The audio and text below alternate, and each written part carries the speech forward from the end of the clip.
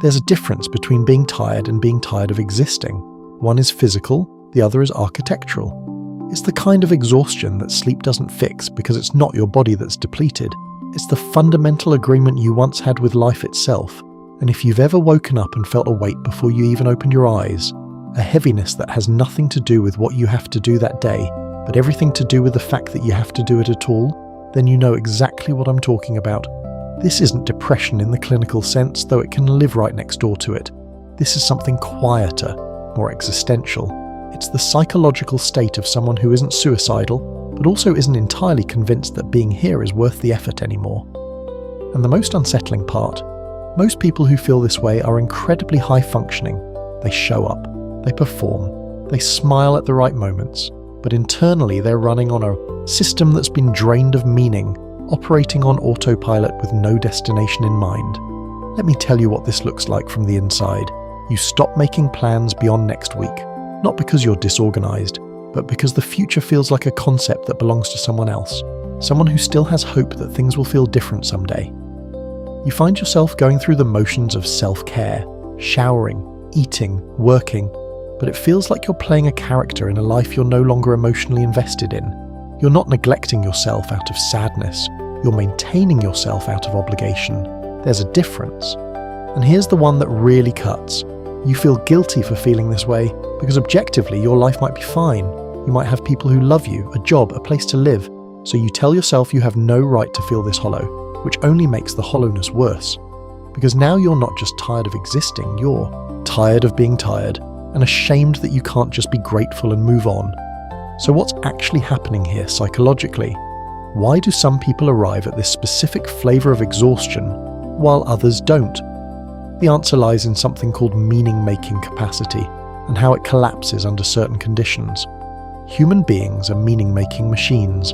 We don't just experience life, we interpret it, attach significance to it, build narratives around it. That's what makes existence bearable.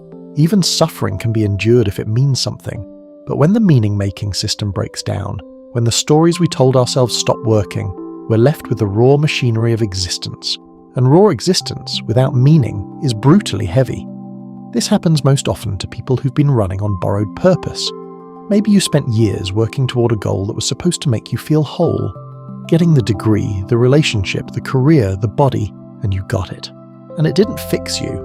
Or maybe you've been living according to a script that was handed to you by family, culture, society, and somewhere along the way you realized, this isn't mine. I don't actually want this. But you're too far in to turn back and too exhausted to start over. So you stay. And the staying is what drains you. Picture this. A woman in her early 30s sits in her car in the parking lot of her office. She's been sitting there for 11 minutes. The engine is off. Her coffee is cold. She's not crying. She's not panicking. She's just staring. Because in 11 minutes she has to walk into a building and perform a role she no longer believes in for people she doesn't care about, in service of a life that was supposed to feel different by now. And the worst part is, she knows she'll do it. She'll walk in, she'll smile, she'll answer emails, because that's what tired of existing people do. They comply, not because they're weak, but because rebellion requires energy they no longer have. Now this psychological exhaustion doesn't happen overnight. It builds in stages, and understanding these stages is how you start to see yourself clearly. Stage 1, the muting. This is where emotions start to flatten. You're not sad exactly. You're not numb exactly. You're just less excited about things you used to love, less bothered by things that used to upset you. Your range of emotional response narrows, and at first, it almost feels like maturity, like you're finally becoming someone who doesn't overreact. But really, it's the early warning sign that your system is conserving energy because it's starting to run out. Stage 2, the performance split.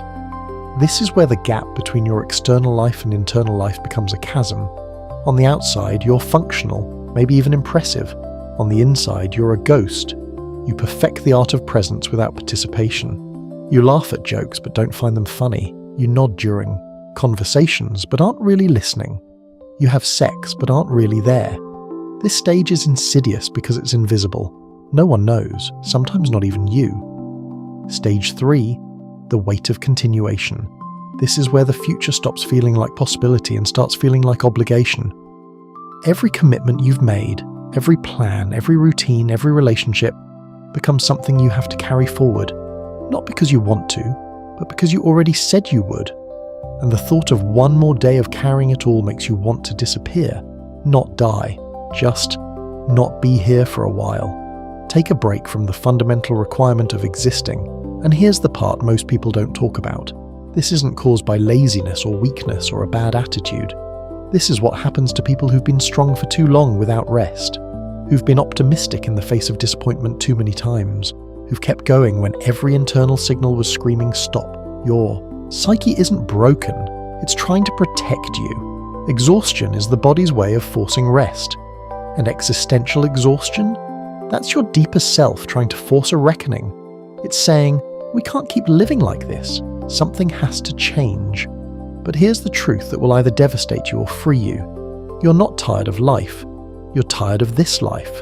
The one you've been performing, the one built on shoulds instead of wants, the one where you abandoned yourself so gradually you didn't even notice until you woke up one day and didn't recognize the person in the mirror. The people who are tired of existing aren't weak. They're the ones who've been holding on the hardest. They're the ones who believe the most deeply that things would get better, that the next achievement would finally bring peace, that love would fill the void, that time would heal it. And when none of that worked, when the formulas failed, they didn't know what else to do, so they just kept going, running on fumes, waiting for a feeling that never came. This is the uncomfortable truth. You cannot think your way out of this. You cannot gratitude journal your way out.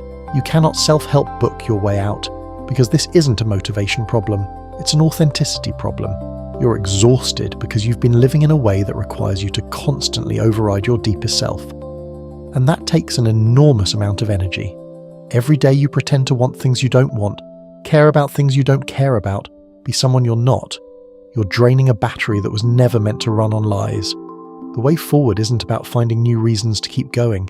It's about stopping long enough to ask, what if I didn't? What if I stopped performing, stopped forcing, stopped pretending that I'm okay with a life that doesn't fit me anymore? What if the exhaustion isn't the problem? It's the message. Remember that hook at the beginning? That weight you feel before you. Even open your eyes. That's not a defect, that's information. Your system is telling you something true. And the bravest thing you can do is listen. Not to push through, not to medicate it away, not to shame yourself into feeling differently, but to finally ask yourself, what would a life I didn't have to recover from every single day actually look like? You're not tired of existing. You're tired of existing as someone you're not. And that, devastating as it is also the first coordinates on the map back to yourself. The exhaustion isn't the end of you. It's your deepest self refusing to be abandoned anymore. And maybe, just maybe, that refusal is the most alive thing about you right now.